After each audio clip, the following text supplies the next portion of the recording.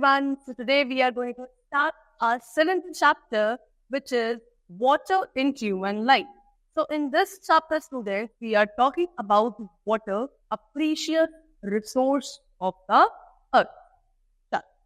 So water is precious in our life. हमारी life में water कैसा होता है? बहुत ज्यादा प्रीशियस है, बहुत ज्यादा इम्पोर्टेंस रखता है. All living things cannot live without water. जितने भी हम living beings हैं on the earth, we can't live without water. All of us use water in our daily life for several purposes. हम सभी लोग पूरे दिन में या फिर बोलो अपनी लाइफ में वाटर को बहुत सारे यूजेस के लिए क्या करते हैं, वहाँ पे उसका यूसेज करते हैं. अब क्या क्या यूसेज है या हम कैसे कैसे किन पर्पसेस के लिए वाटर का यूसेज करते हैं अपनी लाइफ में, that we are going to study about. The heading is uses of water. What are the uses of water? Number 1 is at home we use water to bathe, to drink and cook etcetera. हम लोग अपने घर में water का usage किस चीज के लिए करते हैं? नहाने के लिए, पानी पीने के लिए, खाना बनाने के लिए. So these all are the purposes for which we use water in our homes. At farm we use water to grow crops, otherwise plants would die. Farms में हम क्यों water use करते हैं? Farms में हम water का usage करते हैं for the production of the crops. Otherwise जो plants है they will not grow. Okay. Next, to generate electricity we use running water. Electricity generate करने के लिए, electricity produce करने के लिए हम लोग running water का usage करते हैं. Water is also used to travel on boat and ship because they move on water. Boat और ship जितने भी हमारे ये modes of transport है, इनका जो traveling पार्टी है, जो travel करते हैं आगे, ये water पे कर सकते हैं because ये आधा water transport. Okay. Now, next is different forms of water. Water is the only substance on earth that can naturally exist in 3 different forms, that is solid, liquid and gas. पूरे earth के ऊपर सिर्फ एक water ही अकेला ऐसा substance है जो तीनों ही solid, liquid और gaseous state में exist करता है. ठीक है ना? जैसे कि अगर हम आइस की बात करें तो ice is a solid form of water. Then water जो नेचुरल पानी पीता है that is the liquid form of water. And the gaseous form is water vapour, जो आपका स्टीम प्रोड्यूस होता है, that is the gaseous state of water. Now next, see, they have told us when water is cooled it freezes and becomes a solid. This form of water has shapes and sizes. जब water cool हो जाता है, बहुत ठंडा हो जाता है, फिर वो फ्रीज होने लगता है और फ्रीज होके किसमें कन्वर्ट हो जाता है? सॉलिड स्टेट में आ जाता है. और सॉलिड स्टेट में स्टूडेंट्स जो वाटर है उसकी डिफरेंट शेप हो सकती है, डिफरेंट साइजेस हो सकती हैं, डिपेंड करेगा आपने वाटर को किस कंटेनर में फ्रीज किया. Water found in rivers, oceans, seas and rain water are the different liquid forms of water. जितना भी वाटर रिवर्स में है, सीज में, ओशंस में, रेन वाटर जो नीचे आता है, that is all the liquid state of water. Water does not have any shape but can take the shape of its container. Water की अपनी कोई शेप नहीं है, लेकिन आप उसको जिस कंटेनर में भी रखोगे वाटर उसी की शेप ले लेता है. When water is heated, it changes from a liquid to a gas. Steam is a gaseous form of water. This only I told you कि जब हम वाटर को हीट करेंगे तो वो किसमें? वाटर वेपर में चेंज होने लगेगा, या बोलो अपनी गैसियस स्टेट में आने लगेगा. अगर हम स्टीम की बात करें, भाप होती है, जब हम पानी को गर्म करते हैं तो आपने देखा वो स्टीम प्रोड्यूस होती है, that is the gaseous form of water. Now next we come to water cycle. The water cycle is the process in which water keeps moving naturally through its different forms and over land, air and water. Water cycle क्या है? Water cycle एक process है जहाँ पे हमारा जो water है वो इन तीनों state में convert होता रहता है और land, water, air तीनों में ऐसे round and round move करता है. कैसे move करता है? The water cycle helps to maintain the amount of water on the earth. ये वाटर साइकिल ही होती है जो अर्थ के ऊपर हमारा जो अमाउंट ऑफ वाटर है, टोटल अमाउंट ऑफ वाटर, एक बैलेंस्ड नेचर में रखती है, वाटर साइकिल होती है। Water from oceans, rivers, lakes and even from plants heated by the sun evaporates and changes to vapor. जितना भी वाटर ओशियंस में है, रिवर्स, ये जितनी हमारी टोटल वाटर बॉडीज है, यहाँ से जो सारा आपका वाटर होता है, ठीक है, इनफैक्ट जो हमारे प्लांट से भी जो हमारा सब वाटर हमको मिलता है, ये सारा हीट हो, हीट किसकी फॉर्म में, सॉरी किसकी वजह से, जो सनलाइट होती है उससे जो हीट आती है उसकी वजह से सारा का सारा वाटर क्या होता है, पहले आपका हीट होता है और फिर वेपर स्टेट में आता है। वेपर स्टेट में आने के बाद इवापोरेट हो जाता है into the air. Water vapors are light and rise high up in the sky and changes into tiny droplets when they met cool air. This is called condensation.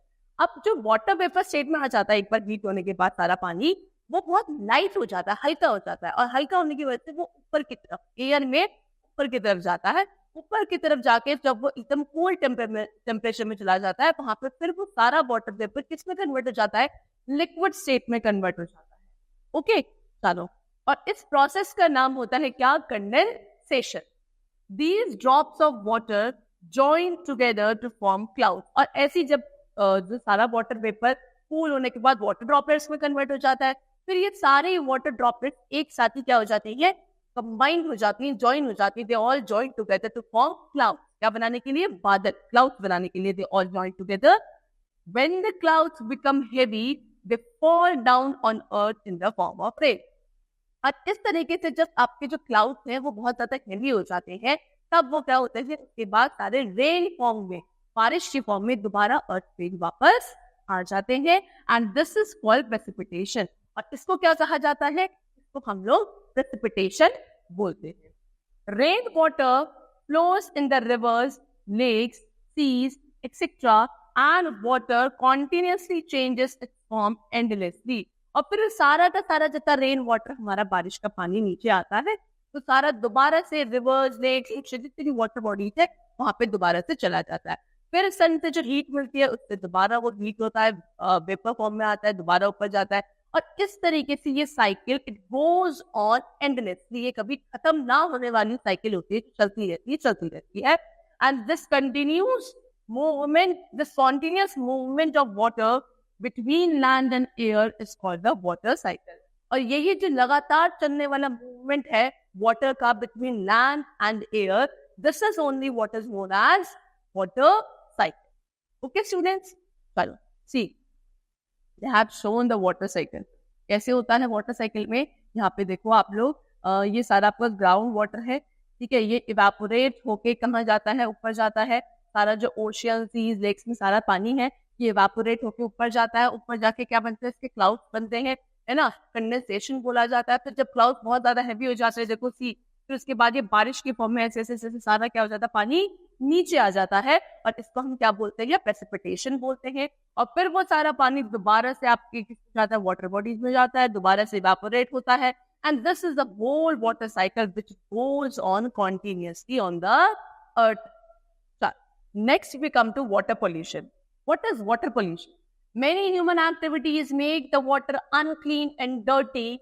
Man is greatly responsible for polluting water bodies like lakes, rivers, ponds, seas, etc. हमारी जो हम human activities हम लोग करते हैं सूरज, ये सारी human activities कहीं ना कहीं वाटर बॉडीज को क्या कर रही है, गंदा कर रही है, पोल्यूट कर रही है। और ये वाटर बॉडीज के लिए, मतलब इन वाटर बॉडीज में पोल्यूशन के लिए सबसे ज्यादा responsible that is the human being और that is the man only.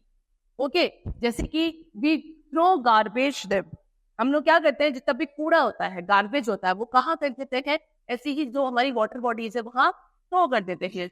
We use them to wash our cloth and bathe in.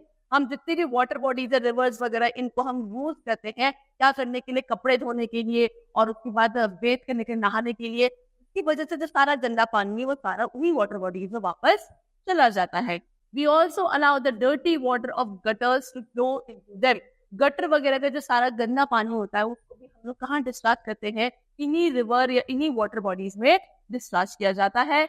Polluted water bodies affect aquatic plants as well as animals. अब यही जो गंदा पानी है ये कहाँ जाता है, सारी वाटर बॉडीज में जाता है, और वाटर बॉडीज में हमारे जितने भी प्लांट्स एंड एनिमल सर्वाइव करते हैं उनको अफेक्ट करता है ये गंदा पानी।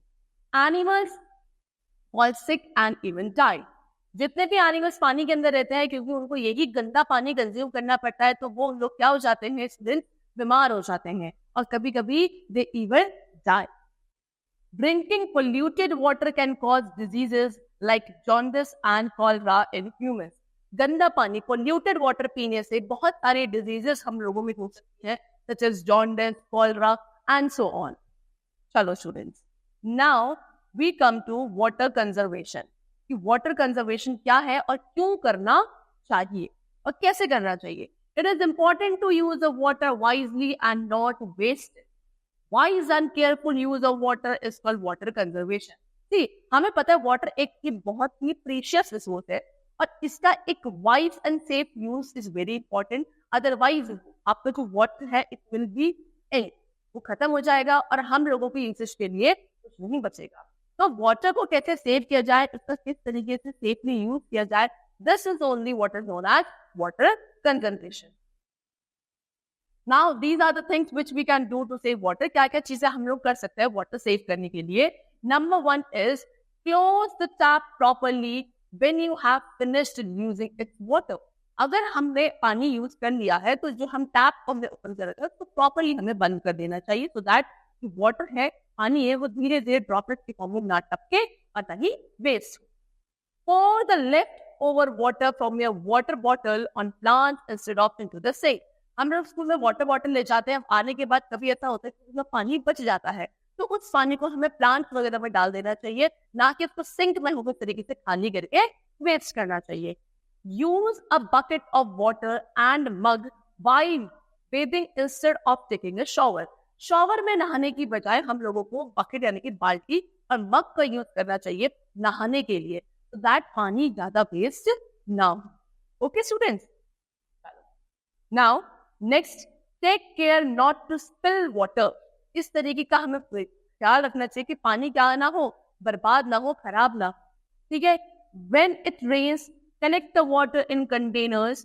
Pour this water in the roots of trees। जब बारिश होती है तो हमें इस बारिश के पानी को क्या किसी के बर्तन या कंटेनर में कलेक्ट करना चाहिए और बाद में इसी को ट्रीज, प्लांट्स, ऐसे सभी ऑर्गेनिजम्स को ये वाला पानी दे देना चाहिए। Okay students, next they have written clean cars and scooters by using a bucket and mug and not with a water hose pipe।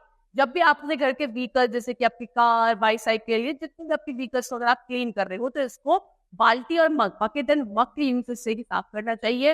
वो बड़ा जो होस वाटर पाइप होता है उसको यूज ना करो, उसमें पानी ज्यादा वेस्ट होता है। Get leaking taps and pipes repaired. अगर घर में कोई लीकिंग पाइप है, टैप है, उसको हमें रिपेयर कराना चाहिए, so that the water do not get wasted. Trees also help to conserve water. Plant one sapling every year on your birthday. देखो ट्रीज ये हमारे जो होता है ना वो वाटर कंजर्वेशन में हेल्प करते हैं, तो हमें कोशिश करनी चाहिए कि हम हर एक बर्थडे पे अपना एक कोई सैपलिंग, एक कोई ऐसा सीड ग्रो करें, that it become tree and it helps to conserve the water.